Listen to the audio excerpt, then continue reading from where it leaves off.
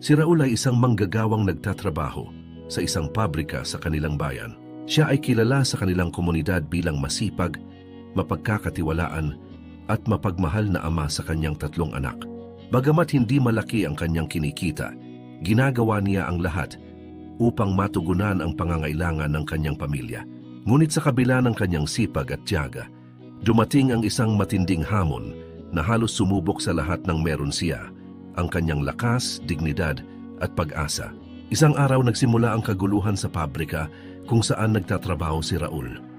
Nagkaroon ng malawakang protesta ang mga manggagawa laban sa hindi makatarungang pagbawas ng kanilang sahod.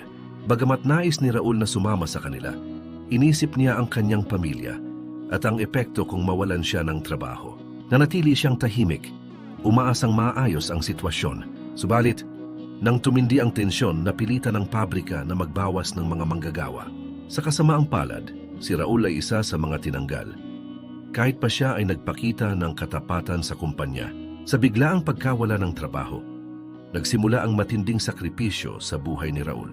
Upang maitawid ang araw-araw na gastusin ng kanyang pamilya, ipinagbili niya ang ilan sa kanilang kagamitan, kabilang na ang ilang mahalagang alaala ng kanilang pamilya.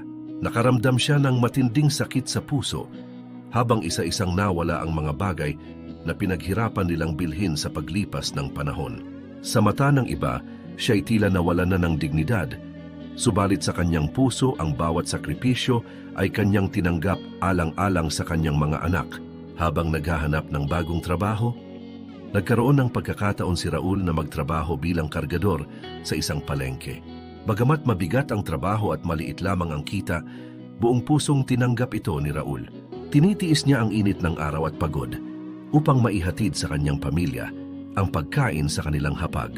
Maraming tao ang nagtanong, bakit pinapahirapan mo ang sarili mo ng ganito, Raul? Hindi ba't nakakahiya? Ngunit tahimik lamang siyang ngumiti at nagsabi, ang pagmamahal ko sa pamilya ko ay higit pa sa kahihiyan. Sa kabila ng lahat ng paghihirap, nanatili siyang matatag. Sa bawat hakbang na tila nagpapabagsak sa kanya, tulad ng mabigat na pasanin ni Jesus sa krus, muling bumabangon si Raul upang ipakita ang kanyang sukdulang pagmamahal para sa kanyang mga anak. Sa paglipas ng panahon, nagsimulang umayos ang kanilang kalagayan. Nakahanap si Raul ng mas maayos na trabaho bilang tagapamahala ng isang maliit na bodega. Unti-unting bumangon ang kanilang pamilya at natutunan ng kanyang mga anak ang halaga ng sakripisyo at determinasyon mula sa kanilang ama. Ang aral ng kwento ni Raul ay sumasalamin sa sukdulang sakripisyo ni Jesus nang siya iipako sa krus.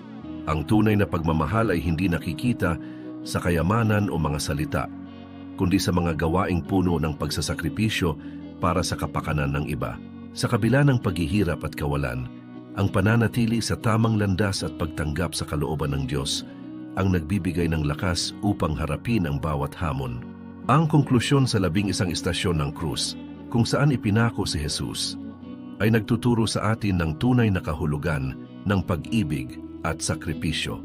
Tulad ni Jesus, may mga panahon sa ating buhay na parang pinapasan natin ang bigat ng mundo.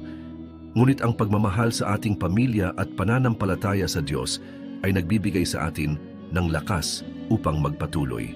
Ang kwento ni Raul ay paalala na sa bawat sakripisyo, may biyaya na naghihintay at ang bawat pagdurusa ay may kalakip na mas malalim na kahulugan.